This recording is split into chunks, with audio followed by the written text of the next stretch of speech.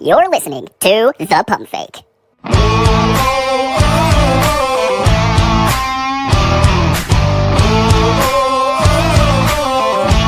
With your host, Jarrett Bailey.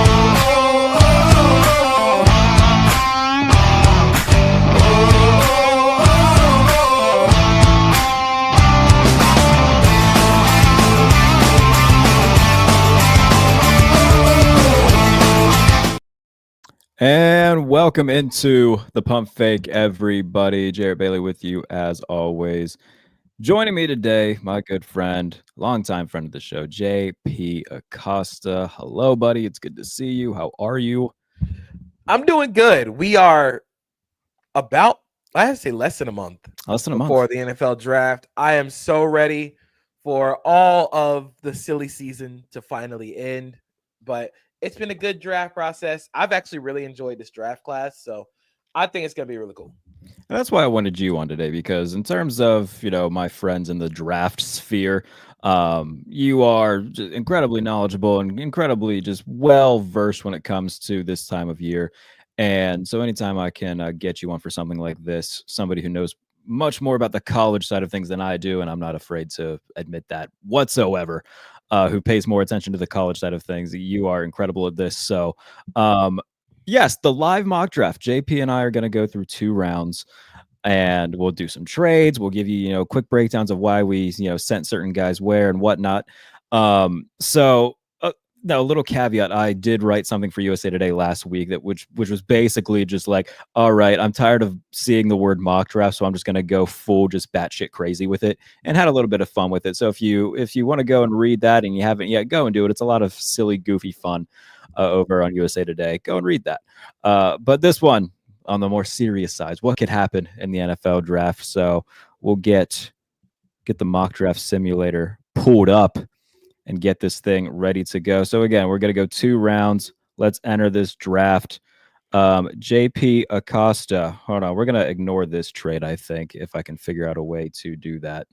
Let's we don't want this trade. We don't want that at all, actually. How the hell? This is on the fly. There we go. JP Acosta, who are the Tennessee Titans going to be picking?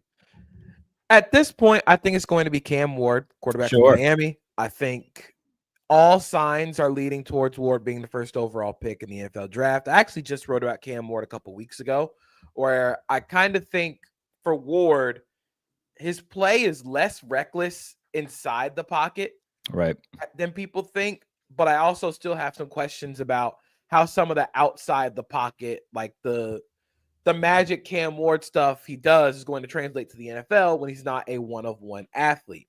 So I still think by a slim margin, I have Shedeur Sanders as my QB1, but it's at the point where one goes before the other. I'm like, okay, I can see it. I'm not sure if first overall pick is where I would take him, but when it comes to QB tax, and Tennessee has clearly needed a quarterback, and Mike Borgonzoni comes from the front office that drafted Patrick Mahomes, I'm sure that they see this and think, okay, we got our Mahomes now. All right. Yeah, I think that one's pretty much like it's written in pen at this point that Cam Ward's going to be a Titan. I think the draft is probably going to start at number 2. And if you're the Browns in this situation, you can take Travis Hunter, you can take, Abdul Carter. And I think that's what they're going to do, is take Abdul Carter to put opposite of Myles Garrett. And if Carter lives up to his potential, then you've got the potential to have one of the more ferocious pass rushing tandems, not just in the league today, but in recent memory. Carter has been so ferocious at Penn State over the past couple of years, had that great game against Notre Dame in the playoffs with a bum shoulder. So I think adding him at this point would make the most sense to me, especially if you're not in love with any of the quarterback prospects. It wouldn't surprise me if they went with Shedeur here, if they really like him and if he's on the board. But I think if you're not in love with them and you want to look at the 2026 class, which is going to be pretty loaded, or if you're, going to take a veteran bridge who you think can be there for a few years, whether that be some sort of trade that happens between now and then, I think taking Abdul Carter in this situation makes more sense to me.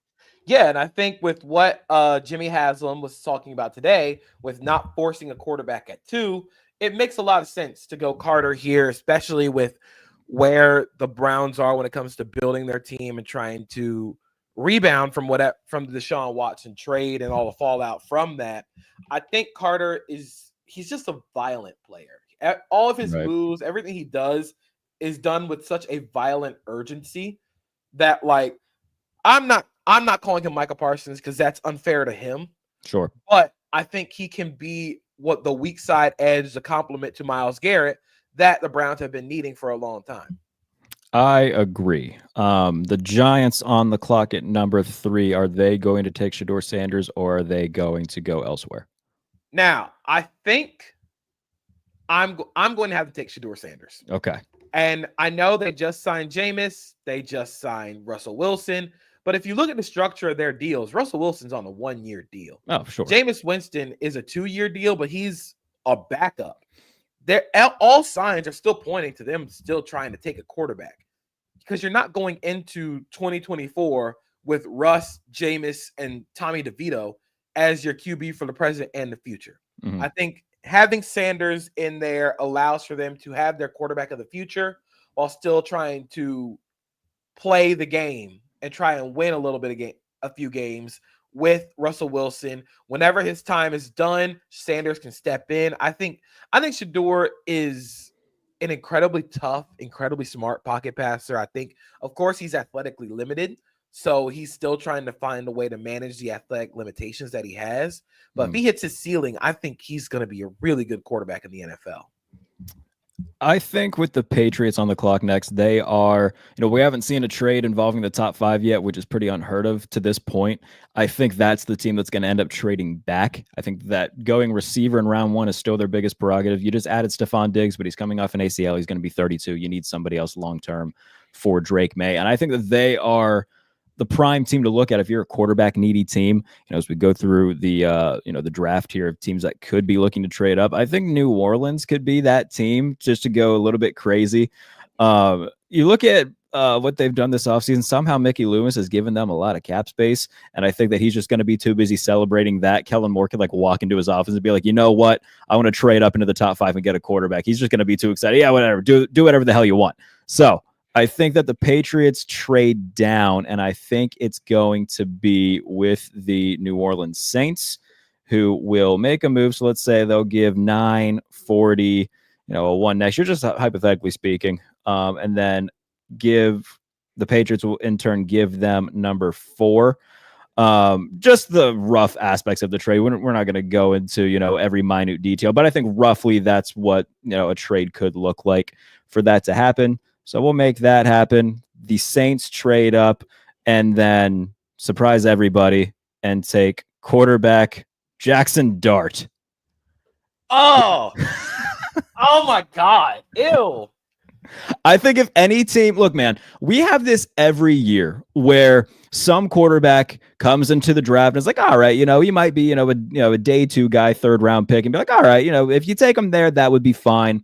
Every year, there's at least one that sneaks into the 1st round that has no business being there and goes higher than we think they're going to go. Last year, a lot of people didn't think that Michael Penix or Bo Nix would go in the 1st round, and they were both taken in the top 15. I think that if any team's going to do it and get a little bit desperate right now, especially the Saints, where they don't have a lot of marketable guys. All their guys are getting older. We're seeing a lot of guys leave and are going to leave. Kellen Moore coming in, you need something. And I think they're going to get a little bit panicky, trade up, and maybe reach on a guy like Dart. I hear what you're saying with there's always a quarterback that ends up going way higher than expected, except for 2022. When everybody thought that Malik Willis was going to go 2nd overall. Oh, it was so bad, wasn't it? Desmond Ridder was getting 1st round love. Yeah. Who else was? I don't think that was the Hendon Hooker year. That was Corral and Sam Howell, Kenny Pickett that year. Another great example is 2023. Will Levis was getting top 5 picks. Yeah. Hendon Hooker was getting top 5 glove the month before the draft. Neither of those guys touched day 1. So I understand the process in there's a quarterback tax. Somebody's going to get panicky and draft and go up to get one. Yeah. I don't think this is the class to do that, because I don't think after the first I don't either. I'm not agreeing with it. I'm just saying I could certainly see it happening. And if there's going to be a trade in the top 5, which there almost always is, I think New England is going to be the team to trade down. And if you look at those immediate teams right after that need a quarterback, New Orleans is the one that jumps out. I agree with you that it shouldn't happen.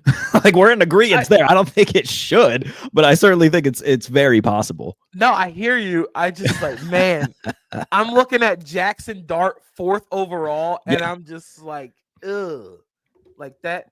I mean, there's a lot of people who would pound the table and say what a great pick this is, though. And I'm not one of those people. Oh, I know. I'm going to be completely honest. If after the first 2 quarterbacks, don't pick one until day 2. No, maybe. There you go. I thought we're all in. There's a lot of connective dots between the Steelers and Jaxson Dart right now, and I'm rolling my eyes at that as well. So we're in the same boat here. Your Jaguars are on the clock at 5. Who do you want to see? No hesitation, Travis fucking Hunter, man. This is like the dream scenario as a Jaguars fan. Right. 2 quarterbacks. Cam and Shador going to top 5, going to top 4. Abdul Carter's off the board, and New England does something like. They either, I think, like draft a lineman or something.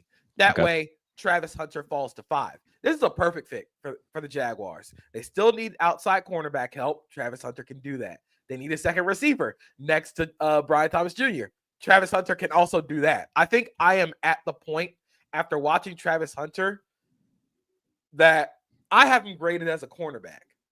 But if he were a receiver, he probably would be wide receiver 1. So better than Brian Thomas. I'm talking about in this year's class. Oh, okay.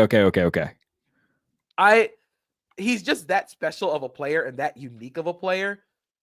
And it kind of goes along with the intangibly rich kind of comments that James Gladstone and Liam Cohen have made over their first few months being the general manager and head coach, where they're going for production and going for guys that have done it at a high level in college football. And Travis Hunter has done that for the last 2 years. That would be like a home run pick.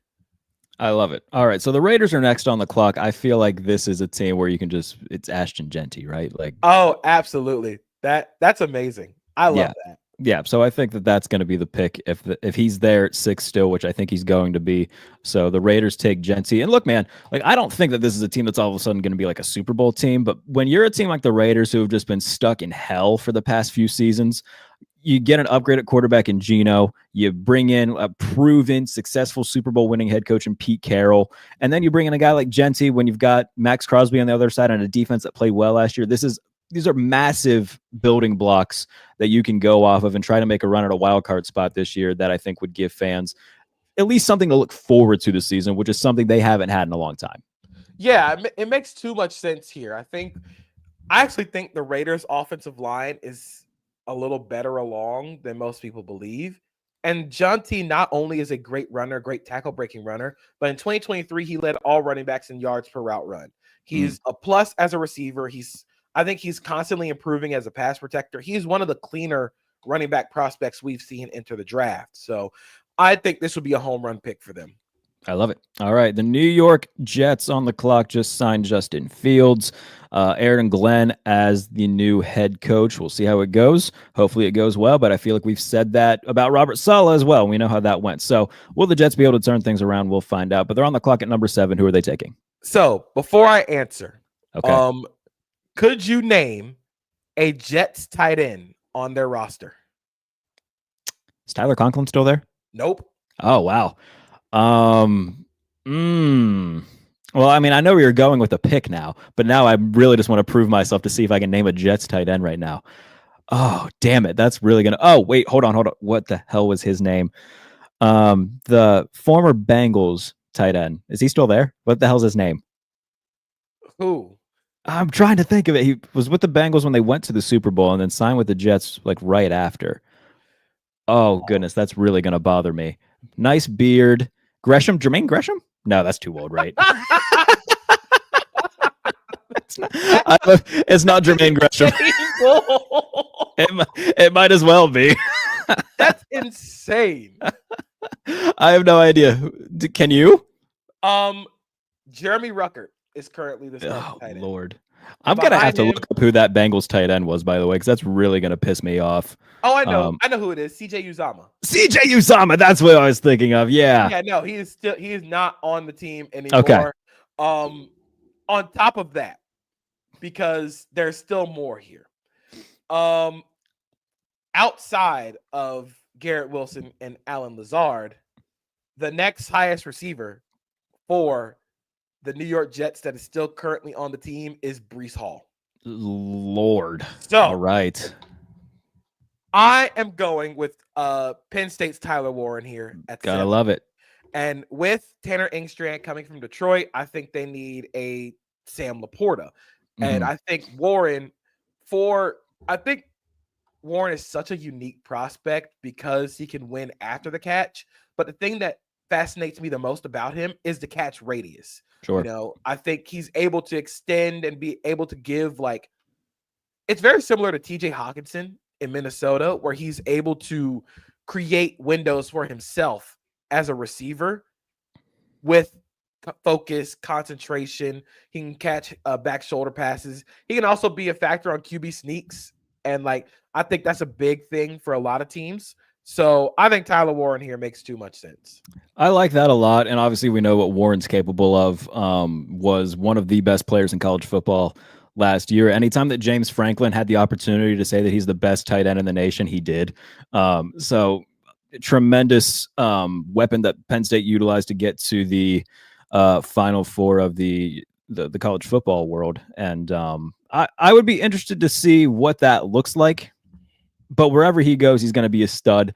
And as a Penn State guy, hoping for nothing but the best. So that brings us to the Carolina Panthers at 8. They need receivers, but they also let's play this game. Can you name a Carolina Panthers cornerback not named J.C. Horn? Is Michael Jackson still on the team? He might be. I don't know.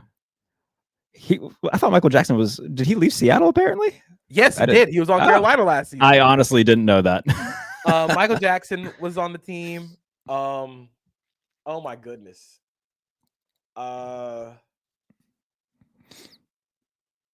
Who else? I think Dane Jackson. Dane Jackson was there. He was in Carolina last year. He's now back in Buffalo. Yep. Was on the Panthers. JC Horn, obviously. Yeah, obviously JC. Fantastic player. Yeah. Jamie Robinson he's a nickel, played at Florida State. Well, regardless. As you can tell, I am unwell. I know far too much about the Carolina Panthers. That's fine. Well, in this case, while Tet McMillan's still on the board, and I think that would be a fine pick for the Panthers, I think addressing the need in the secondary is also important. But as I'm saying that out loud, I'm scrolling through, they could maybe get Trey Amos in the first half of the second round if he's still there.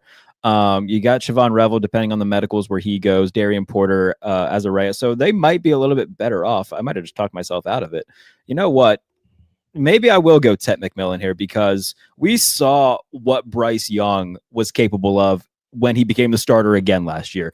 Over the last 6 weeks of the NFL season, legitimately one of the better quarterbacks in the NFL in terms of just efficiency. And he really found himself, went back and watched a little bit of that Week 18 game against Atlanta because I was trying to see a little bit more of Penix.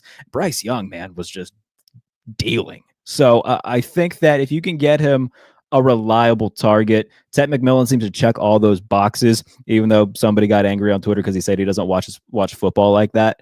I think that he's going to be phenomenal at the next level. And if you can get Bryce Young, somebody like that, to really hone in on continuing to take those steps forward, you can take him here, grab one of these cornerbacks with your second round pick, whether that be Azariah Thomas, whether that be Siobhan Revel, Trey Amos, if he's there. You're going to have a few guys that are going to be there who can be impactful in the back end as well. But I think Tet McMillan right here makes a lot of sense.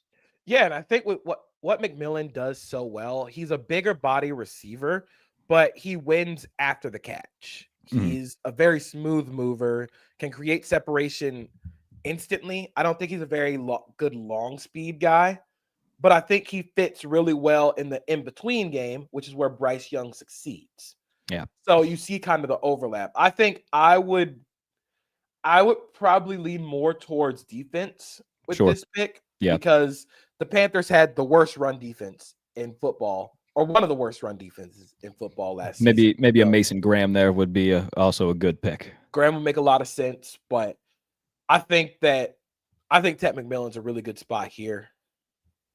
Gotta love it. All right. The Patriots, who traded down from 4 to 9, they are on the clock. Who do they take? This is the perfect scenario for the Patriots. Right. Give me Armand Membu.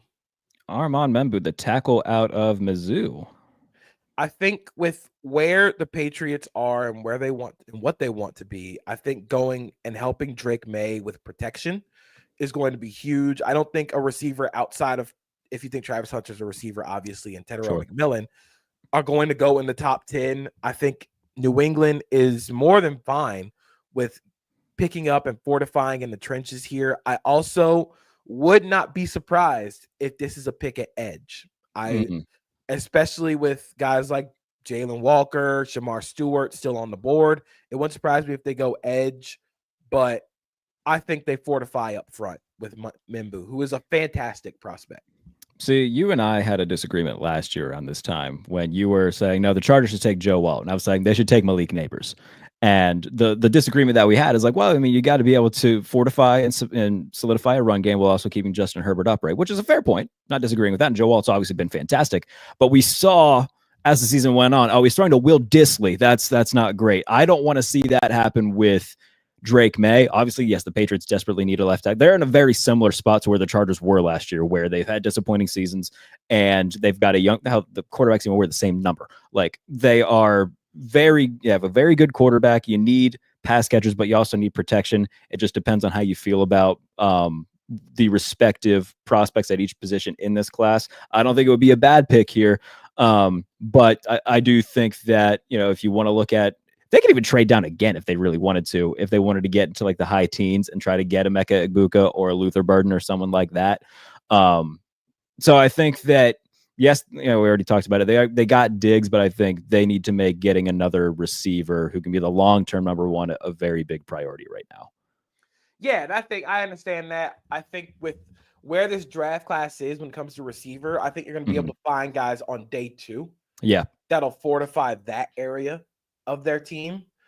But because this receiver class, while it doesn't have the instant superstars, I think receivers like, again, if you got Travis Hunter as a receiver, I think from like wide receiver like 3 to like wide receiver like 12, you can be like, okay, these guys will be solid starters in the NFL. Right. I don't think they're superstars, but I think they'll be surefire starters. And it's a deep class too. And we've seen like even guys like Jaden Higgins you can get on day 2 is shown to be like a really a prospect that a lot of people seem to really like. So I think that that's something to pay attention to. We'll see what they decide to do. The Chicago Bears now, in terms of what they do.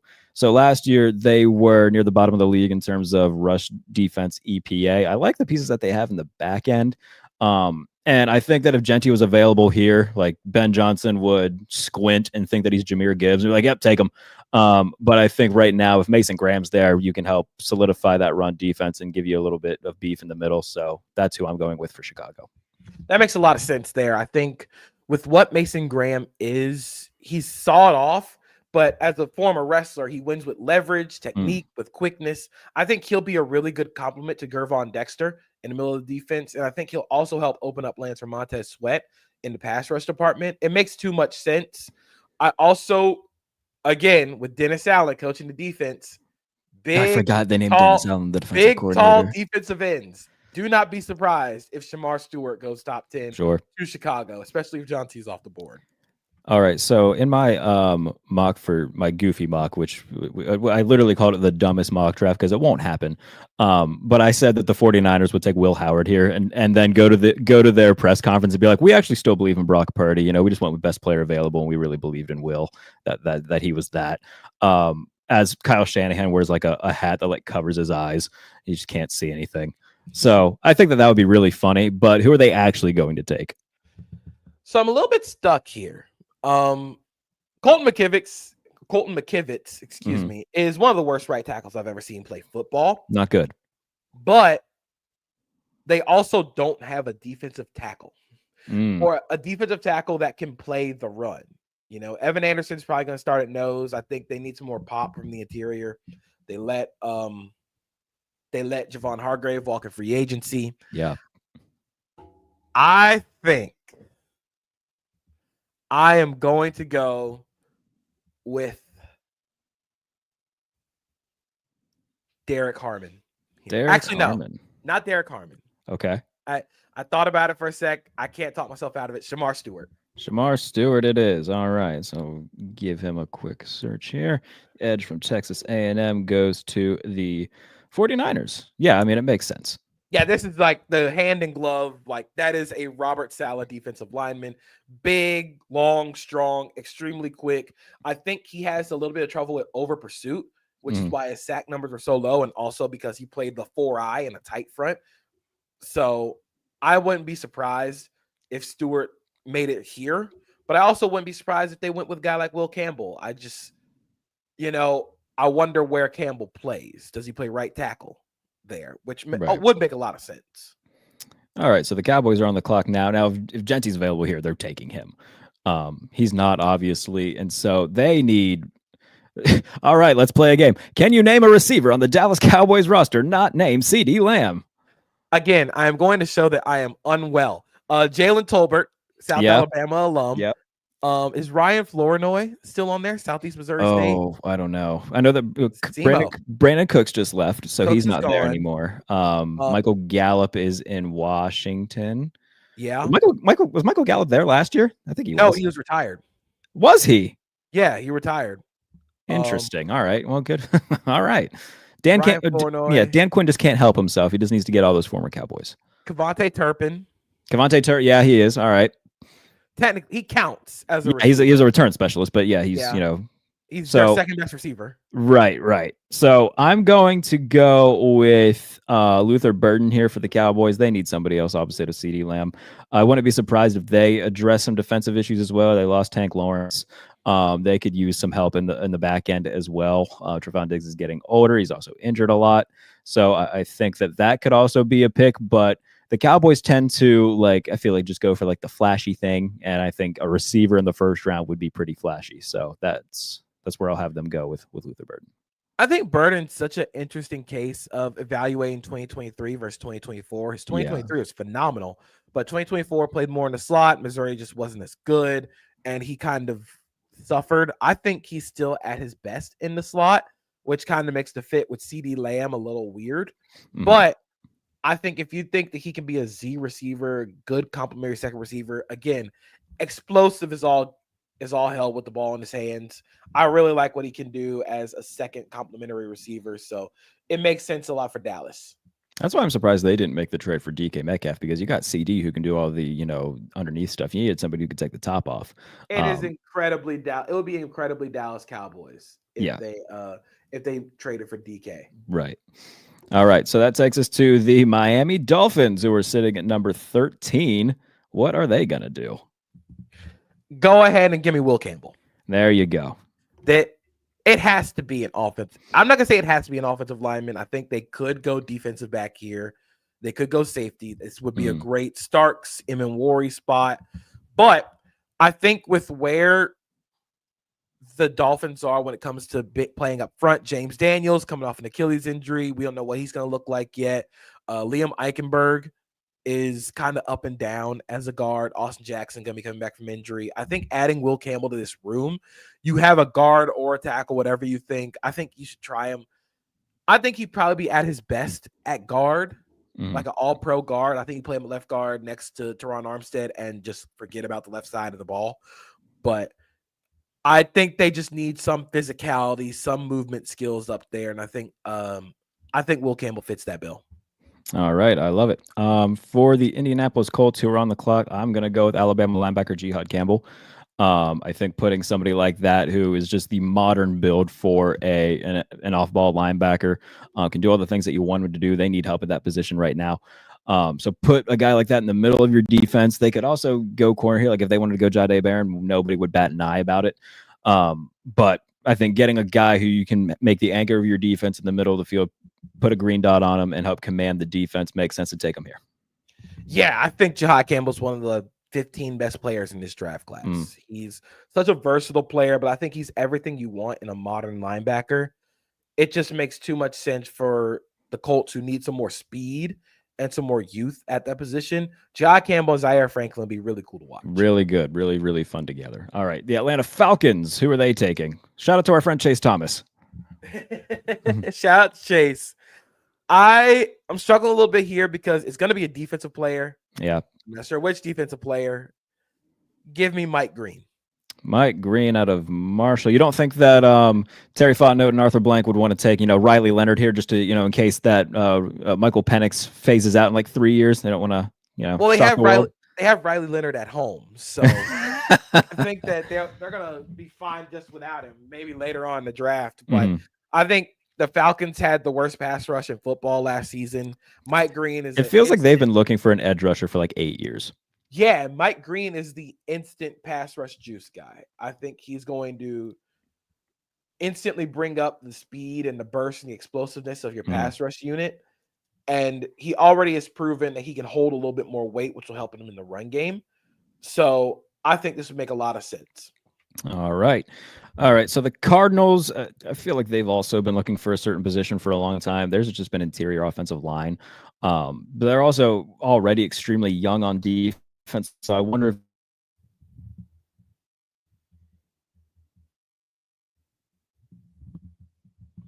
kind of the consensus top guy if you wanted to go with Jared Wilson out of Georgia, but that's like a day 2, day 3 type thing. So I think they wait. And I think that they also go on the defensive line. And I think this is where I'm going to have Kenneth Grant go to the Cardinals. Yeah. They need size up front. Like they just need somebody over 300 pounds. They got ran over far too much in the run game. I think Grant is a little inconsistent with his pad level, but when he's locked in, like against Ohio State, he was locked in. When he's locked in, he can be a force multiplier. There we go. All right. Next up, going past the Cardinals, we got the Cincinnati Bengals, who their team motto seems to be, if we put up 40, we got a shot. I don't know who's going to play defense for them. I feel like this pick is almost certainly going to be a defensive player, considering that outside of Trey Hendrickson, who they still don't have anything locked down with, they don't have a lot there. You could throw a dart at any defense position and be like, yeah, let's do that one. Yeah. But for the sake of the mock and where I think they might go come April, I'm going to give them Mykel Williams from Georgia. Okay. I think they need something on the edge. Just somebody who can who can win in the run game. Mykel Williams, one of the best run defenders in this class. And I think he has shown that he can be a high-level pass rusher when healthy. The ankle really bothered him. I think that he has a little bit of stiffness to his game, but he's still only 20 years old. And so the runway for growth and development is really long. I think he's going to fit right in that defensive system. They need somebody out on the edge. Yeah. I think the Seahawks also have a similar problem where they need somebody proven on the edge. They got, again, similar problem with Arizona where they need a little bit of help on the offensive line, but they're probably going to wait to do it considering there's not like a breakaway prospect, on the interior in this class. So they'll probably wait till day 2 to do that. We look at the remaining guys here. I think James Pierce Jr. would make sense to go to Seattle here. Give themselves a fresh young guy off the edge to, try to solidify as, hopefully somebody that can take that next step and be their premier edge rusher. Oh, this would be really nice. I think James Pierce is he's a frustrating prospect to watch. I think it's because of sometimes it looks great. Sometimes like it's just not connecting very much. I think his speed, the explosiveness is obviously there, but he's a little light. He's a little thin. That's gonna hurt him a lot in the run game. Can't really set the edge, but he's so inconsistent that I think having him as like a sub package rusher, especially in Seattle where he can rotate in, I think it'd make a lot of sense. I love it. All right, my friend, you are on the clock for the Tampa Bay Fighting Baker Mayfields. What are they doing in the draft? Todd Bowles is doing backflips because he can draft Jalen Walker. Where is Jalen on this board? Let me see if I can find him. There he is out of Georgia. Jalen Walker is Todd Bowles' like dream defensive prospect. If you need an edge defender that the Bucs need, Jalen Walker can do that. You need an off-ball linebacker that the Bucs need. Jalen Walker can do that.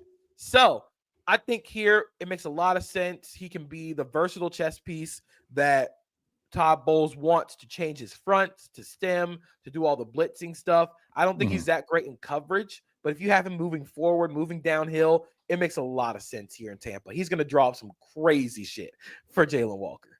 I love it. All right, so the Denver Broncos are now on the board. They've got Jarrett Bailey and JP Acosta set to play running back this year, so I think they are going to go with Amarian Hampton out of North Carolina. He heads to his presser and he picks up his jersey, and Sean's like, "Yeah, they only had 41 available. By the way, do you care if I call you Alvin?" And then they proceed with the presser as is. So Amarian Hampton to the Denver Broncos. I think the Broncos signing of Evan Ingram kind of signals where they want to go in this draft, because that's kind of the joker receiver tight end that he's looking for. So maybe they're going to go running back early, and it makes a lot of sense for it to be Hampton, who is such a ball of like energy and burst. I think his vision kind of comes and goes, but I think in a gap scheme where you can get him downhill, it makes a lot of sense. All right, so Steelers are on the clock here, so I'll go back to back real quick with mine. I've screamed for the last like month since the DK Metcalf trade happened. They're not keeping both Pickens and Metcalf. At minimum, they'll keep them this year going into the season. But they're not extending Pickens. They already paid DK Metcalf. That kind of signified, all right, they're going to move off of him eventually. So even if it's not this year, I think that they would like to have somebody in place to take the reins as that number 2 guy or number 1B when the time comes. And if Emeka Egbuka is there, I think that will be the guy they take. So that's what I will be doing with that pick. And I think later on in the draft, I think it'll be a draft day trade if there is one for Pickens. I think a place like Washington makes sense. I think a place like the Chargers makes sense. I think it will happen. Just again, Omar Khan was asked about it yesterday. Like, hey, you planning, like, how do you feel about DK and George? He's like, oh, it was a word salad answer that kind of signifies, all right, that thing, it's not going to be a long-term thing. So I think they take a receiver here. They've also signed so many defensive linemen in free agency. I would have liked to see them go defensive lineman here. I just don't think that they're going to, especially if Walter Nolan's on the board. I think that would be a really good pick. If Derek Harmon's on the board, I would like that as well. But I think that getting an Emeka Egbuka to eventually succeed George Pickens opposite of DK Metcalf, I'm cool with that as well for your future quarterback that you take down the road. Yeah, I think Egbuka is one of my favorite prospects in this class. He's just reliable. He's a great blocker. He's going to work over the middle of the field. He has enough speed to threaten you downfield explosive plays, but he feels like a really nice fit in Arthur Smith's offense, and is kind of what everybody expected Roman Wilson to be, but multiply that by like 10. Right. Because I think Egbuka is just that much better. I love this for them. And even if Pickens is on the team for a year, you can play him. You can play Egbuka in the slot and then move him out once Pickens is traded. All right. So the Los Angeles Chargers on the clock now. What do they do? Well, I think Jim Harbaugh goes back to Ann Arbor. And he drafts Colston Loveland. The tight end in the first. That would make so much sense, wouldn't it? That would be such a Michigan thing right now. This is such a Harbaugh pick, especially with, like we said earlier, when talking about Drake May and Justin Herbert, how he's throwing to Will Dissly all the time. Why don't you replace the guy that got all the targets with a much better receiver in Colston Loveland? I think I had a little bit of issues with his blocking, but then going and watching 2023, I think it might have just been because of the AC joint injury that he suffered in 2024. It kind of sapped a little bit of his strength, a little bit of power. And I think that he is just such a smooth and effortless receiver that he's going to open up so many more areas for Ladd McConkey to operate. And that just makes that team so much more terrifying. Yeah. Yeah, you're right. It would be such a Harbaugh pick to, go back to Ann Arbor, get a tight end. That again, we know what the Chargers are. They're going to be a team that doesn't put everything on the plate of Justin Herbert to throw it 35 times a game. But he does need people to throw to when the time does come for that, and it will come. So Colston Loveland here, yeah, I could totally see that happening. And if it does happen, Green Bay's on the clock at 23. They're going to sprint out to the podium and draft Jahdae Barron because they need some help in the back end. Jair Alexander not going to be there. So you draft a guy like that who falls to you in the 20s. I love that. I think that Green Bay will be very satisfied with that.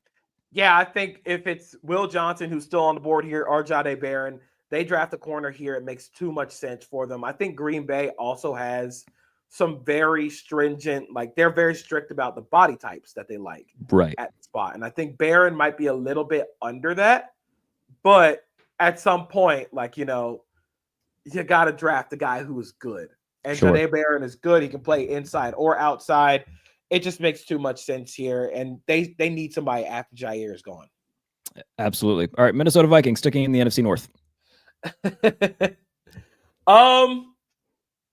Give me Will Johnson. There you go.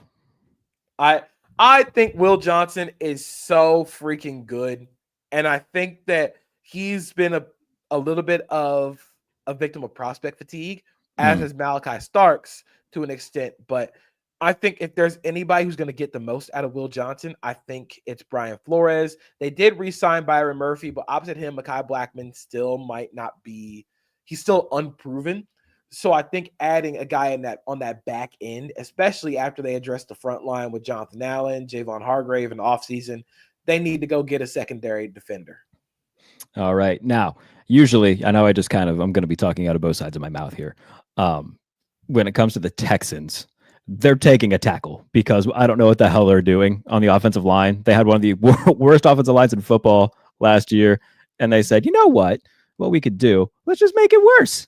It'd be great. They trade away Laramie Tunsil, and now I think that getting back a left tackle in this situation makes too much sense. So we're going to go with Josh Simmons, the Ohio State tackle for Houston. I like that a lot. I think Josh Simmons is fantastic. He has the movement skills and the tenacity of a guy who should be a top 10 pick, but the patellar injury ruined his final season, and then Donovan Jackson being really good kind of messed up his stock a little bit. But this is a great spot for him, especially with what Nick Caley's going to bring from Los Angeles. All right. By the way, just a screen check here. We're not cutting out or anything when it comes to the mock draft, right? We're still in it? We're still in it. All right, lovely. Just making sure. Want to make sure that we're still going. All right. So that brings us back to the Los Angeles Rams. And you know what? If it comes to it, I could see them being a team, like if Dart's still available, where Sean McVay would be like, you know what? Matthew Stafford's not going to be here forever. We'll take a flyer on Jackson Dart. First round, again, is a reach for me. But I could see it happening. In terms of what they actually do, they need help defensively, and they need help in the back end as well in the secondary. So let me pull up who is, the top remaining cornerbacks here. Would they go Trey Amos here? I think that would be a great pick. Would they go with maybe a Malachi Starks? I think either of those would work. I am going to lean in the direction of Malachi Starks, and he's going to go to the Rams. I was hoping, as someone who's picking for the Ravens, that you would pick you would pick a corner there, so the Ravens could pick Starks. Oh, put opposite of Kyle Hamilton? Yeah, that would be nasty.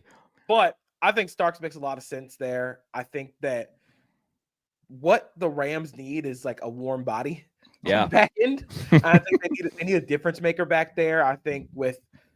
I wonder how much he plays with Kinchins and Cam Curl, but he's better than both of those guys. Sure. So you could really get into some of the versatility that he has. He played nickel a lot at Georgia this season and didn't look too out of place. So you can play him truly everywhere. And I think he's a good player. With him in mind, I think that he could be, what Jalen Ramsey kind of, not to the degree that he was, but playing that star position where they just kind of put him at a bunch of different spots. So I could see that being what they try to do if they do get Malachi Starks. All right. I know who I'm picking here. All right. Nick Emanwori. Nick Emanwori. All right. Let me get him pulled up here. We'll just go to the safeties here in the column here. It's on the fly journalism, ladies and gentlemen. All right. Nick Emanwori from South Carolina goes to the Baltimore Ravens. So credit to my friend AJ Schulte, who told me about this fit earlier in the draft process, and now I can't get it out of my head. The Ravens love big, tall, fast safeties. Kyle Hamilton is 6'4", big, tall, fast. Why not get the biggest, tallest, fastest? I think Emanwori he's better closer to the line of scrimmage. So they had a little bit of issues. The Ravens did with Kyle Hamilton playing overhang, and then they couldn't get any, their defense was shored up when Kyle Hamilton moved back to true safety. Mm-hmm. Now you go out and add somebody who's very physically, who is a monster close to the box. You can have him on blitzes. You can play underneath where his eyes are a little better. And just imagine 6'3", Nick Emanwori in the slot, 6'4", Kyle Hamilton at safety, 6'1" Nate Wiggins on the outside, 6'2" Marlon Humphrey, and then 5'8" Ardarius Washington as a little menace in that secondary. That is some really fun football. I would love that. Yeah, and like you said, the fit makes sense because of the players that they usually look at that position. So it's something that I would be on board with. Well, I shouldn't say that. As a Steelers fan, not something I would love. But in terms of just good fits on good teams, getting good players, it makes a lot of sense. So that brings us to the Detroit Lions, and I'm going to have them take Matthew Golden out of Texas because they've been very much one to two trick ponies in the past game where it's Amon-Ra, it's Laporta, and then it's just kind of all right. JMO has his moments, but I think he's better suited as like a slot gadget guy. So I think getting a guy in Golden who can be that definitive number 2 gives them a nice core of weapons and helps out Jared Goff a lot more in this situation. It's going to be a big prove it year for the Lions in a lot of ways, where it's like, okay, show us that you weren't just Ben Johnson. And I think that, there's going to be a lot to prove in Detroit. I like the pick here. I would lean towards the front for Detroit. I'd lean offensive or defensive line. I think Donovan Jaxson or Kelvin Banks make a lot of sense for Detroit there, especially with them entering a new age of their offensive line. Yeah, there's been a little bit of turnover. But the Lions choosing not to draft this guy on the defensive front is the Commanders' gain. Donovan Ezeraku, welcome to the Washington Commanders. This is so much fun. Donovan Ezeraku, when you watch his tape, is so much fun as a defender. He knows what his moves are. He knows what his he knows what his primary move is as a pass rusher. But what stands out the most to me is his development of counters and things that he can do to beat guys when they know that he's going to try and win with speed to the outside. So I think a guy like Ezeraku could really help turn up that pass rush a little bit and really get them a higher ceiling edge defender with, I think Dante Fowler is gone. Yeah, Dante Fowler left in free agent. I think he left in free agency. Let me check just to be doubly sure. Even so, I mean, Dante Fowler is still, So their current edges are Dorrance Armstrong, Cleveland Farrell, Dietrich Wise. Like they need some juice, especially with John Allen in Minnesota now. That pass rush juice is still missing. So Ezeraku makes a lot of sense. I would love that fit for them. All right. So to the Buffalo Bills, they need corner and they need defensive line. I would be tempted to go with somebody like Trey Amos here or Siobhan Revel. But considering the Bills are really good at developing their cornerbacks that they tend to take on day 2 and day 3, Christian Benford wasn't a high round pick. I'm pretty sure he was a 6th round pick, and they've turned him into one of the better cornerbacks in football. So I think that they can afford to maybe wait around to do that. But they need ass kickers up front in the interior because their run defense against good run teams over the past, especially last season, just hasn't been good. So I'm going to have them take Derek Harmon out of Oregon to put in the middle of Joey Bosa and Greg Russo. They signed Michael Hoyt and they signed Larry Ogunjobi, both of whom are suspended for the first 6 weeks due to PEDs. So get yourself an ass kicker in the middle to help shore up your run defense. You can take a cornerback in round 2 to help solidify the back end. But I think their biggest issue over the past few years has been their front. And if you can get somebody to put in the middle there and clog it up, I like that idea.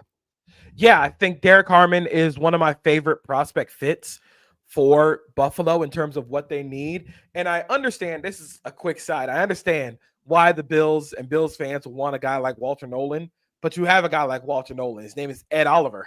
Like they are the same type of player, and it'd be redundant and especially wouldn't help with where the Bills lack, which is just size. They need big people up front. Derek Harmon can be positionally versatile. I think he's at his best when he can play the 1 or the 3, but he is so strong through the upper body that he can just uproot guys in the run game. He's got a pass rush repertoire that I think is still growing, but he's going to be a really nice fit next to Ed Oliver. Yeah. Also got Dwayne Carter, who they drafted last year out of Duke, who had some nice spurts for them. So yeah, even then, like Dwayne Carter's 290 pounds. Exactly. Like, they have a type. The Bills have their types. It's small defensive tackles and slow receivers. All right. So to the Kansas City Chiefs, who are they taking? So I'm kind of going between 2 players right now, but And I know they just signed Jalen Moore. Mhm. I'm not a big Jalen Moore fan. Right. Give me Kelvin Banks here. There you go. I think that they just need to throw darts at the offensive line until one of them hits.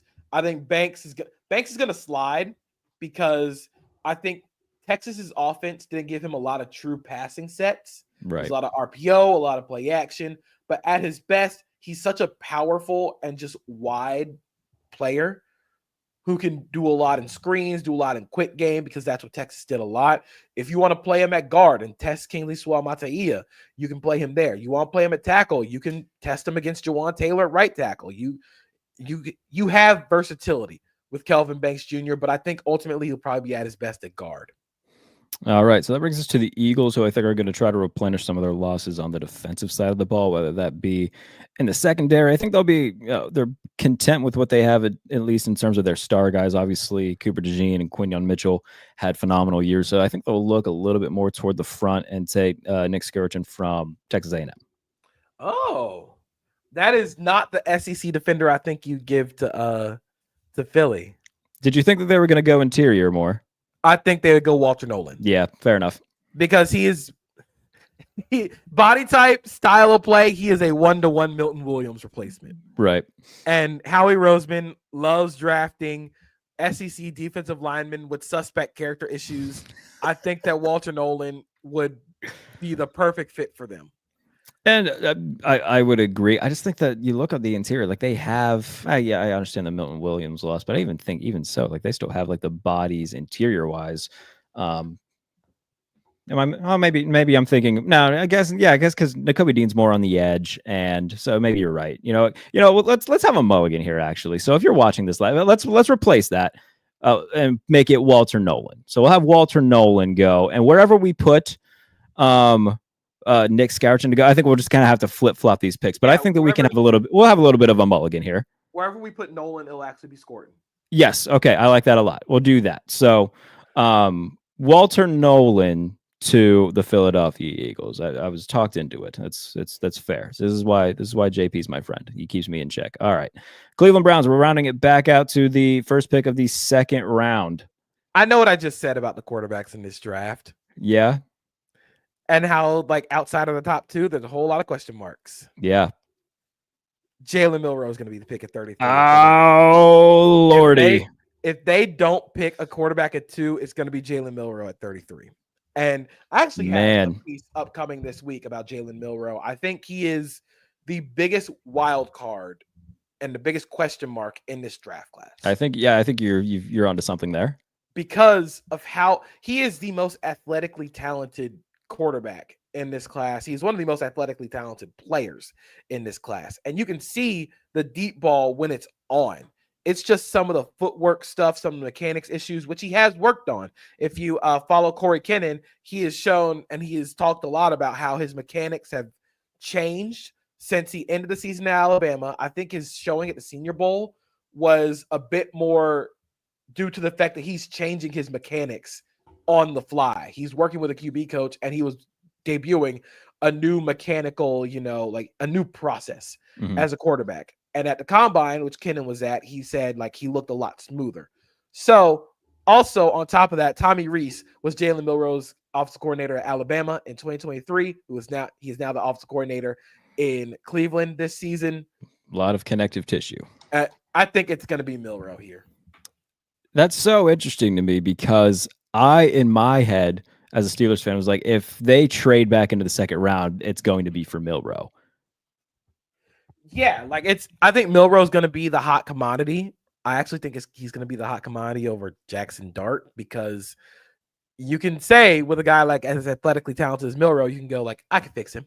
Exactly. We've seen that with so many different guys too. Like Jalen Hurts, by the way, wasn't like highly renowned as a passer coming out, but he was incredibly athletic, and that's why the Eagles took him in the second round.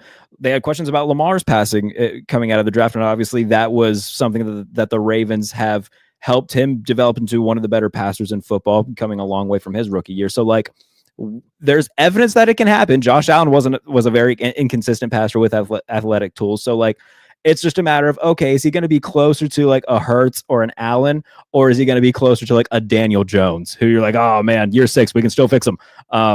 It's going to be fascinating to see where he goes, and where he goes will certainly matter in terms of the development and getting better. So if it's Cleveland with Kevin Stefanski, I like his odds.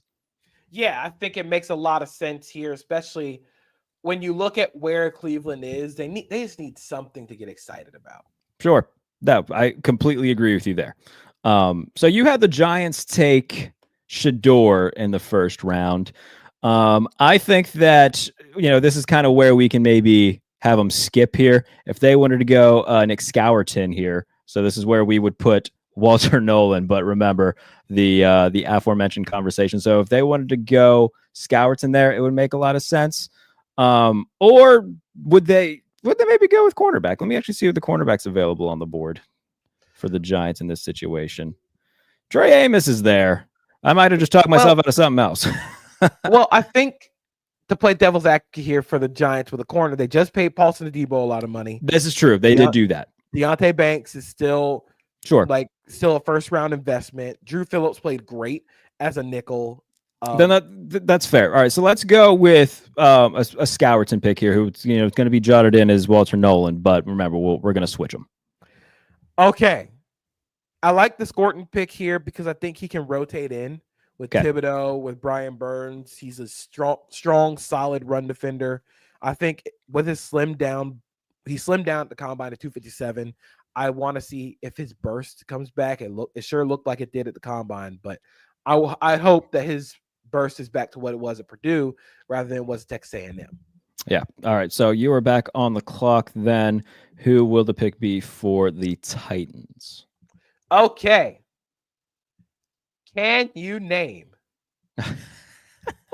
for the Tennessee Titans outside of Calvin Ridley, their second leading receiver? Well, it's not Nick Westbrook-Akine because he's gone. Ooh, balls. Is Tyler Boyd? Was it Tyler Boyd? In terms of receiving yards? Oh, receiving yards. Oh. It was not. Was it Tyjae Spears? No, but he was close. All right. It's going to be, is it a tight end? It is. Oh, nuts. And here's the thing, for the life of me, I don't know who they're tight. Oh, wait, no. Is it it's the fellow with Chig, Chig Okonkwo, or however you say his last name. I probably just butchered that. I apologize, Chig. But was it Chig? Chig Okonkwo. There you go. All right. So with that knowledge in mind, Treylon Burks just hasn't been it. Right. First round pick, Treylon Burks. That's right.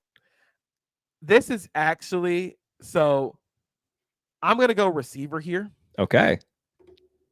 I am going to go with Ole Miss receiver Trey Harris. Okay. I think Harris is a really smooth player. He's going to be a really nice complement to Calvin Ridley in terms of just the explosiveness. He can win downfield. He can create separation.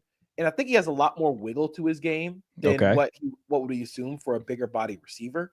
And I think that really helped with Cam Ward in terms of getting more yards after the catch and not making him feel like he has to do everything. So I think I'm going to go Trey Harris here. All right. And you're still on the clock because your Jaguars, who drafted Travis Hunter in their first round, are back up. All right. So if they pick Travis Hunter, I'm going to go defensive tackle here with this pick. I was sort of hoping that Harmon would potentially fall, but I don't think he's going to fall. Give me Talik Williams. All right. Out of Ohio State, going to the Jaguars. I think he's one of, if not the best pure run defender in the draft. Just a monster ass kicker in the run game. He can play the one tech. I think his pass rush is still a little limited, but when it comes to proven guys, proven run stoppers, I think he can play the one, and then he has shown room for improvement as a pass rusher. I think with that, you allow Mason Smith to play the three tech. He played well coming down the stretch of the season, but they need somebody to play the one tech because they really couldn't find that with Devon Hamilton kind of being inconsistent. All right. So the Las Vegas Raiders back on the clock. They took Ashton Jeanty in the first round. They also need some pass catchers for Geno Smith. So I'm going to have them take maybe my favorite day 2, potential late day 1 target, depending on how the board falls. But I think Jaden Higgins out of Iowa State going to the Raiders would be a fun fit, and that's where I'm gonna have him go. He wins on glances, posts, digs, and slants. Anything in breaking, Jaden Higgins has got you. I think he also doesn't drop a lot of passes. Mhm. Like he's just a very strong, very sure-handed receiver. I think that's going to play really well with what the Raiders need at receiver. All right. So the Patriots took tackle in the first round. What are they doing in round 2? Okay. I'm going to go with. Let me go to receiver here. Okay. With Stephon Diggs who can create easy separation, I think Jalen Polk is a little bit more of the in-between guy. Yeah. Kayshon Boutte kind of just floats around. Pop Douglas is a little bit of a here and there, like slot receiver. They have a bunch of like meh receivers right now. Yes. But what I think is Mike Vrabel has a type at receiver. Most certainly. Elick Iomanner is a Mike Vrabel receiver. Blocks his ass off. He actually is the size speed that you might want in terms of downfield capability. I wish he'd play a little bit bigger. Mm-hmm. But if you're looking for a guy to help Drake May stretch the field, it was either between him or Jalen Noel. But I think Noel might be a little bit more of a slot-heavy receiver. So I think getting another guy on the outside who can create some speed, that way you can allow Stephon Diggs to kind of move, and you can allow Jalen Polk to be sort of the move receiver. Yeah, I think that would be a situation where Mike Vrabel would be like, all right, well, if I kind of squint and I give him number 11, he'll look a lot like A.J. Brown. So I can at least tell myself that. I think that's a very fair in terms of he has a type, and I completely agree with you there. So we will go now to the Chicago Bears, who took, was it Kenneth Gray in the first round that they took? Mason Graham from Michigan, the defensive tackle. So where could they go next? I think that let's look at the running backs in this class real quick, because we've only had 2 go so far, and there's a reason for that. I wonder, JP Acosta, if they would go with a running back here. And I think I'm going to have them do that. And I'm going to have them take Quinshon Judkins from Ohio State. It appears that we've lost JP Acosta. So, Quinshon Judkins, second-round guy who's gotten a lot of hype coming into this draft class, especially after the season that he had at Ohio State. Having him go in the second round, going to Ben Johnson, I think makes a lot of sense. For a Ben Johnson offense, it's going to rely a lot more on running the ball and making things easy for Caleb Williams. So I don't think Cam Scatabo, I understand that he had a big playoff game and he's become like a darling for a lot of people. This is a day 3 guy. This is not a round 2 type of guy. So Quinshon Judkins in this spot makes a lot of sense to me. Going to the Chicago Bears. What say you, JP Acosta? I think Judkins makes a lot of sense. I think this might be a little high for him from my liking, but he's a singles and doubles hitter. I think his vision is going to hold him back a lot. There are a lot of times where he just runs directly into the back of his offensive lineman. Oh, he's got that Najee Harris vision.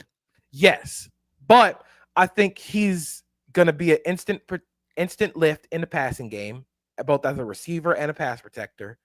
And he can hit those singles and doubles that you're looking for. This is not going to be Jahmyr Gibbs. This is going to be more than likely, at his best, like at best, probably David Montgomery. All right. So the Patriots back on the board after the trade up with the Saints for Jaxson Dart. So they get 2 picks in the top, or between 30 and 40. So they're back up. It's a little interesting. I've already gone tackle. Yeah. Which solidifies that left tackle spot. Yeah. I got a receiver. Yeah. I mean, that's their 2 biggest needs right now. So, I mean, you can kind of just. I'm going to go to edge. Okay. I'm going to go take an edge player and give me Well, I don't like a lot of the guys on the board right now.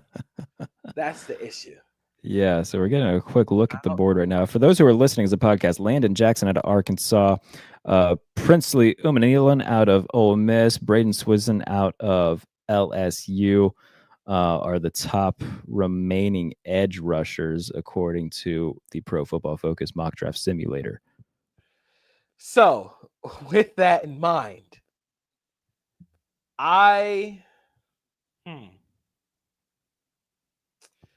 here's what I'm gonna do. Okay. You can also trade back. We're gonna double up on Ohio State running backs. Oh my. Travion Henderson Oh, is going to be a New England Patriot. there we go. So Travion Henderson going to the Patriots to complement Ramondre Stevenson. Now, I like Caleb Johnson more. I actually think Caleb Johnson's RB2, but Okay. I think Travion Henderson's a better fit for what the Patriots want to run in terms of gap scheme. I think his vision, again, he and Judkins, the vision both kind of comes and goes, but I think he's such a explosive player as a runner and receiver that you kind of see him and you think, oh, let's just get the ball in space and let's see what happens. He's not. I already know people are going to do the Jahmyr Gibbs thing. He's not Jahmyr Gibbs. Let's not do that. I think he has shown that he can be a runner, receiver, blocks his ass off. I think he's going to have a lot of those intangibles that Mike Vrabel likes. And again, Ohio State, Vrabel's Ohio State alum. It makes a lot of sense here as well. I like the thought process there. So the Patriots get a running back after the Bears take Quinshon Judkins. So both Ohio State guys going back to back. That brings us back to the Bears. I was thinking about getting them a third receiver, but they brought in Zacchaeus from Washington, who I think they're just going to make their de facto number 3 or number 4, and they can wait a little bit if they wanted to get another one. So I don't know exactly where to go with them. Let me actually pull up their depth chart real quick. Let's see what they're working with. So they bring in Joe Thuney. Obviously, they made a medley of acquisitions on the offensive line: Joe Thuney, Drew Dahlman, Jonah Jackson, to completely revamp that unit. So I don't think it'll be a lineman here, although it could be. If Gray Zabel's sitting there, and you wanted to just kind of have him wait in the wings and work him in later on, sure. I think I'm going to go defense, though, and look. Trey Amos is staring me right in the face. What's the safety situation look like right now? Xavier Watts from Notre Dame, KJ Winston from Penn State. We'll go Xavier Watts out of Notre Dame. We'll do that. We'll give him a defender. Okay. I see the fit. I see the vision here. I think that at that spot though, I have no idea what else to do with them. So my thought process would be you could take Zabel and he can be your backup center. I think that Zabel would make sense there if he fell to 41 and you say, all right, eventually he's going to take over and start. We have a veteran unit here who's not going to be around forever. We'll, groom him behind them. Or he works in at guard. Sure. Yeah. So with Jonah Jackson being injury prone, they need somebody there on the interior. Yeah.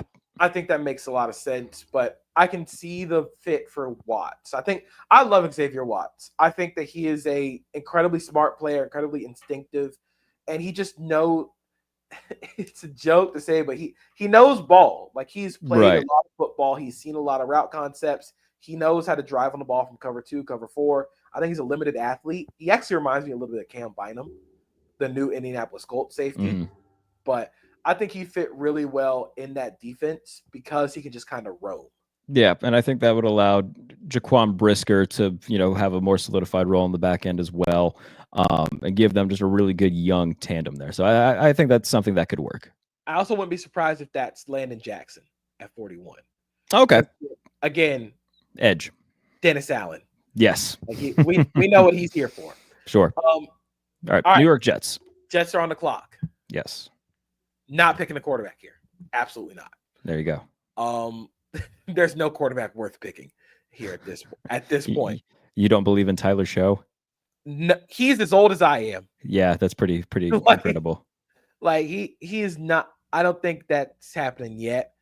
I'm really choosing between defensive tackle or receiver, And I think with where let's see who we had. We had them take Tyler Warren in the first round.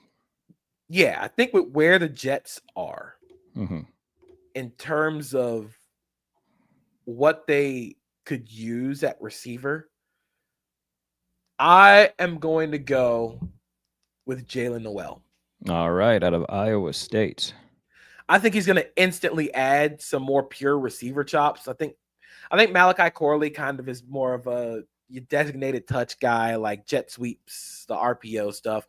Jalen Noel's a real receiver. I think he can run real receiver routes. He's got so much speed. The second gear that he can hit downfield, the explosiveness. I think he'll open up a lot of lanes for Garrett Wilson and Tyler Warren. And with Justin Fields in the fold, you need to give him a lot of weapons.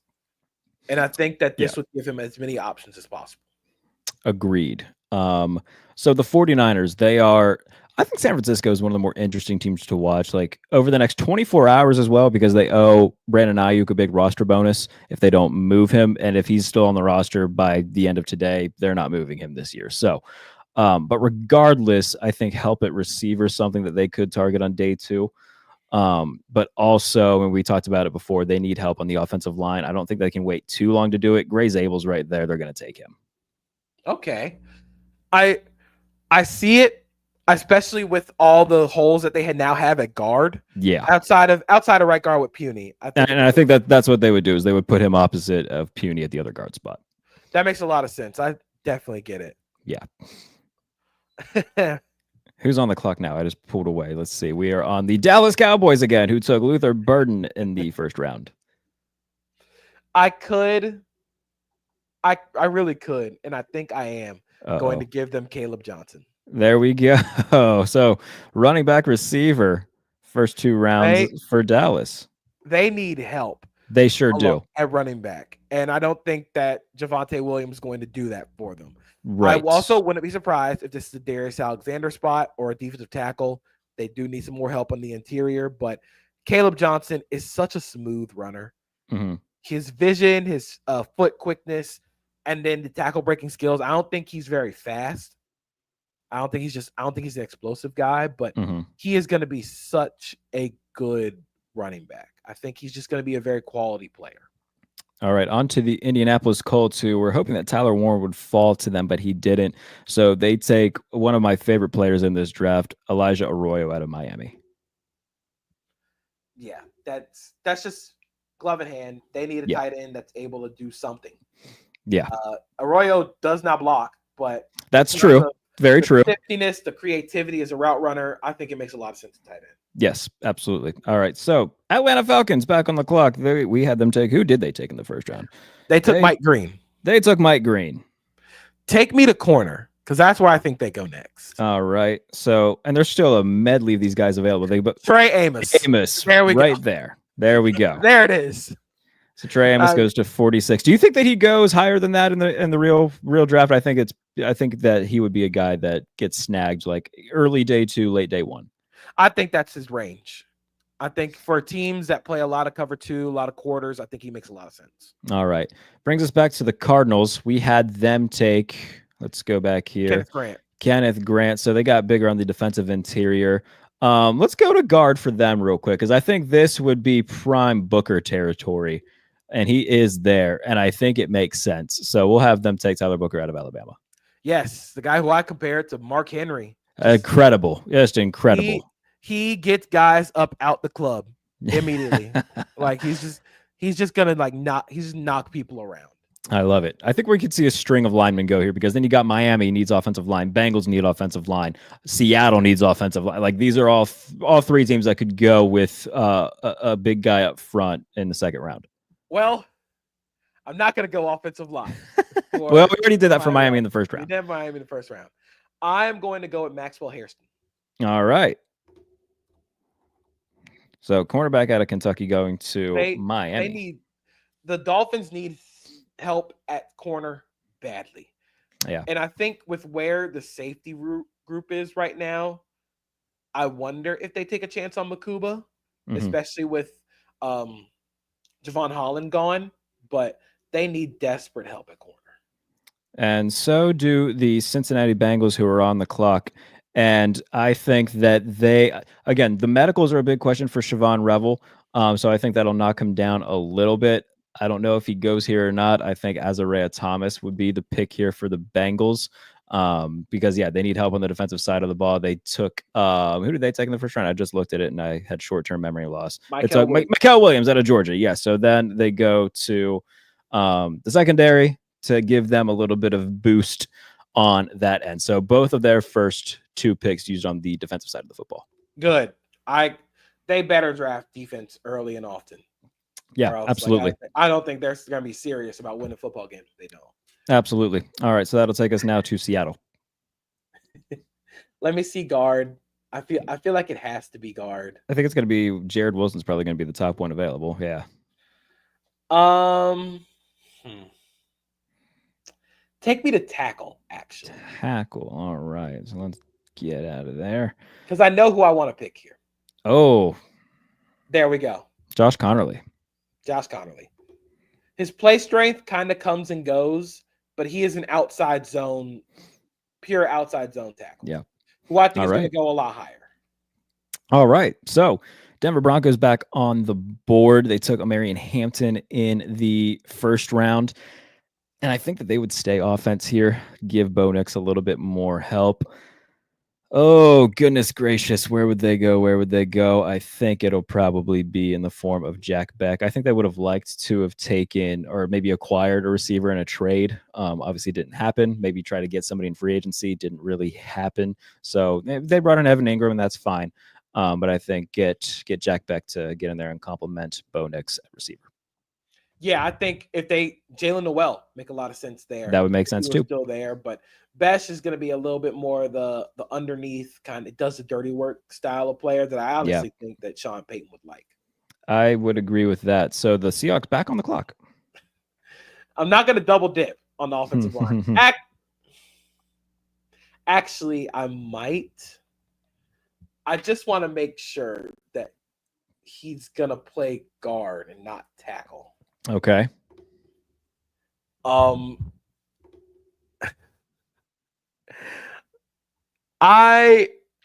gonna go Marcus Bowe. Okay. I think that he's probably a better fit at guard, but you've automatically upgraded that offensive line with guys who are athletic, guys who can move. Marcus Bowe is one of my favorite prospects in this class because he just tries different stuff. He'll throw a variety of pass sets at you. His fake jump set is one of the coolest things I've seen on film this year. All right, so that'll bring us to the Buccaneers, who took Jalen Walker in the first round out of Georgia. I think that they stick with defense here, and they go with Demetrius Knight out of South Carolina. Big, physical, can run. That's the tape on Demetrius Knight. He's going to be addition as a blitzer as well. There we go. Green Bay Packers back on the clock. We had them take a cornerback in the first round in the form of, where did he go? It was Jahdae Barron out of Texas. So what did they do in round 2? So take me to receiver. Yeah. Because I think they might go receiver, but I think they have a specific type at receiver. Is it the Xavier Restropro type? No, if you follow Justice Mosqueda, he's done a lot of work on what the Patriots like to draft at receiver, especially in the Matt LaFleur and Brian Gutekunst era. You got to be over 6 feet. You got to be over 200 pounds, and you got to run fast. No, so that takes what? Kyle Williams is probably out. Tez Johnson probably out. That takes everybody but Savion Williams out, but I don't think Savion Williams should go in round 2. Right. So I am going to be a little bit greedy here. Okay.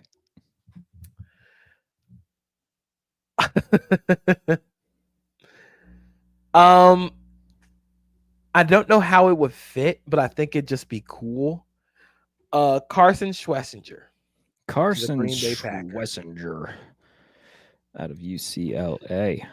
when you think about Schlesinger, it's the range, it's the ability as a pass defender. Mhm. And I think the Packers really struggled up the spine of their defense. I can see them going pass rush here, but I also wonder if they fit their body types. Princely Yellen makes sense. Landon Jackson will make a lot of sense, but I think Schlesinger it's kind of a luxury pick, but Yeah. they got shredded over the middle of the field. And I think Edgerrin Cooper is more of a blitzer than a pass defender. Yeah, and we've seen Edge have an instant impact in that defense. So getting a nice compliment there who does a little bit of something different to what his skill set brings would make a lot of sense for them. So we'll go now to the Los Angeles Chargers in round 2. It took Colston Loveland in round 1. I wouldn't be surprised to see them double up on offense, but I think bringing in somebody new would make some sense. They lost Poona Ford as well. So I think a Darius Alexander to plug in the middle of their defensive line makes some sense. That makes sense. I love Darius Alexander, cut and dry, day 2 pick. He's a perfect fit for that team in terms of adding pass rush from the interior. All right. Buffalo Bills on the clock.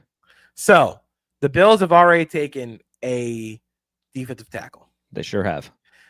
I am going to stop his fall, and I'm going to take Siobhan Revel. Siobhan Revel, yes, I see. That's what I was thinking for the Bills here. Again, it makes perfect sense. If they get Derek Harmon and Siobhan Revel in the first 2 rounds, what a draft, at least on paper. Obviously things could go south, but if both of them come close to what, a lot of people, especially, you who has, really high opinions on both of them, then that's a big, big win for Buffalo.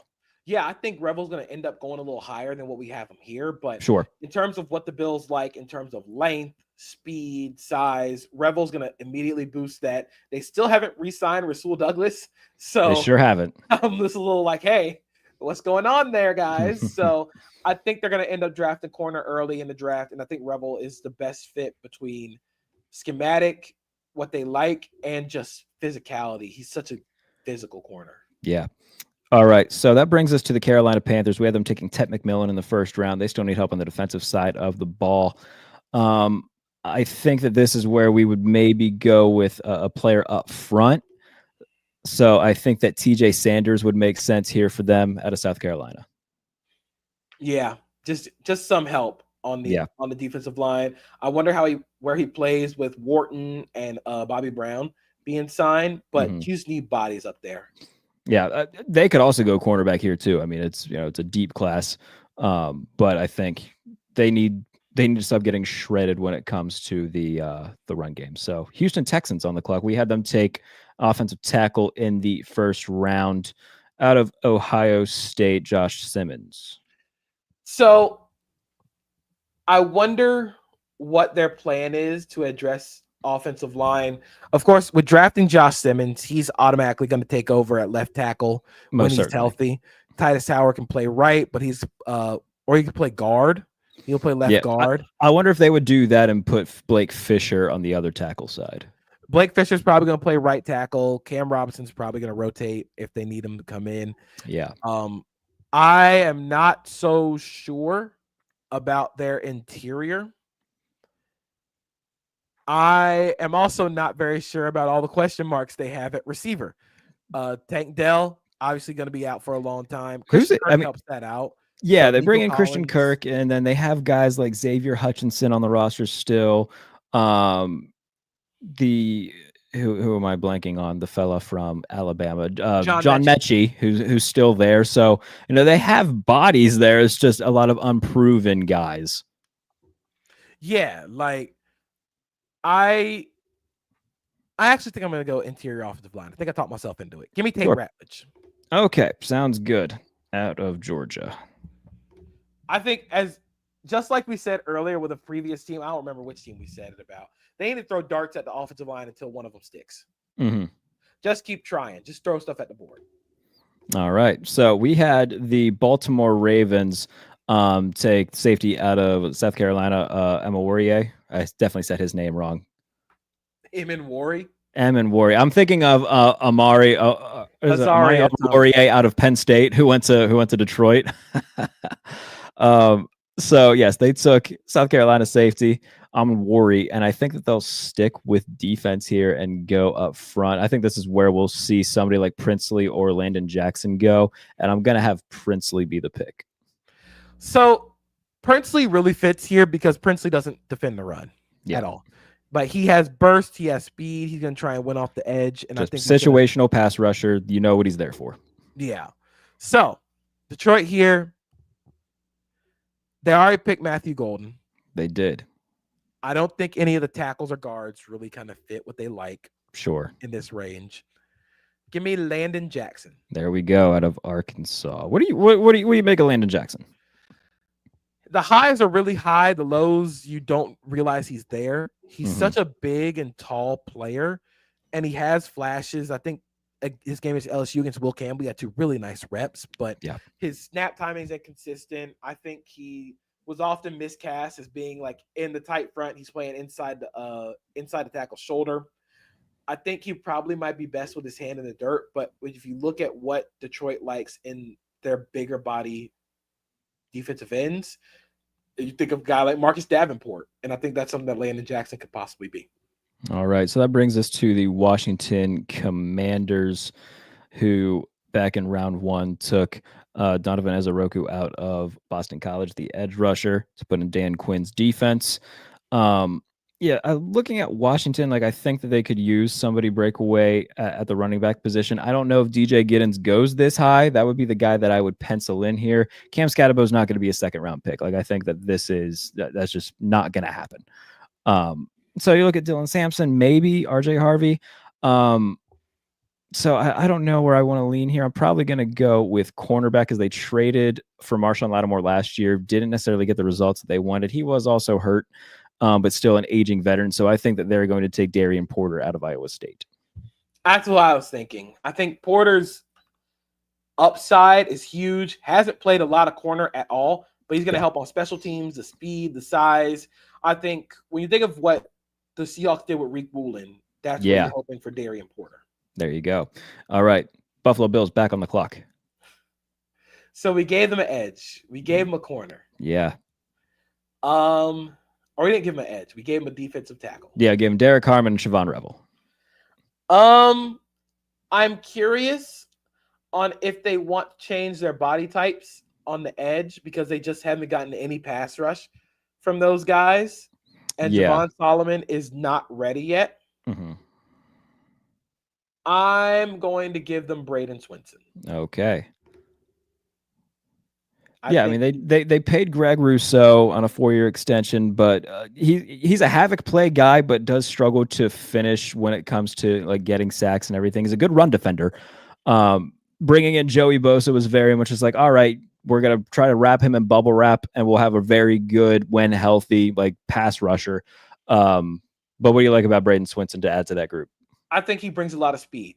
He brings speed. He brings explosiveness. He brings burst around the edge, and that's something that the Bills don't really have or never really wanted to have in their pass rushers. But you saw it in the AFC Championship game. They just don't really have those kind of guys up front.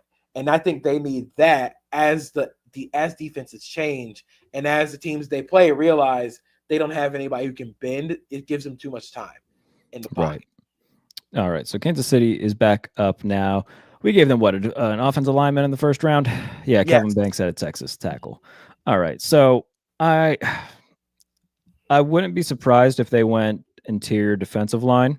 Just get a little bit better there. Put somebody next to Chris Jones. Shamar Turner's right there. That would make some sense. The receivers left right now, like I think you could wait, like if you wanted to get somebody like a Tez Johnson in the next round, or if Jalen Royals is still there. So I think I'm going to give them Shamar Turner defensively. Shamar Turner is interesting. He kind of got overshadowed by Scorton and Shamar Stewart. I think he's athletic, really got a lot of potential, but some of the lapses in judgment kind of scare me a little bit, but the athletic potential is there. All right. And then the final pick, Philadelphia Eagles. So I have penciled in a few picks for the Eagles because it's Howie Roseman. And I know what Howie Roseman. I kind of feel like I know what Howie Roseman's going to do. Where's the next Georgia guy? It's not a Georgia guy, but that's a really good shout. If he's there, see, I kind of think Ursery doesn't fall to round 3, but I don't think he's a good fit for where they might need him. Right. Because I don't think he's going to play guard. I think he's going to end up playing tackle, and I think he best fit in outside zone. Give me Mason Taylor. Mason Taylor. There he goes. That is the Howie Roseman pick. Son of a former NFL athlete. Yeah.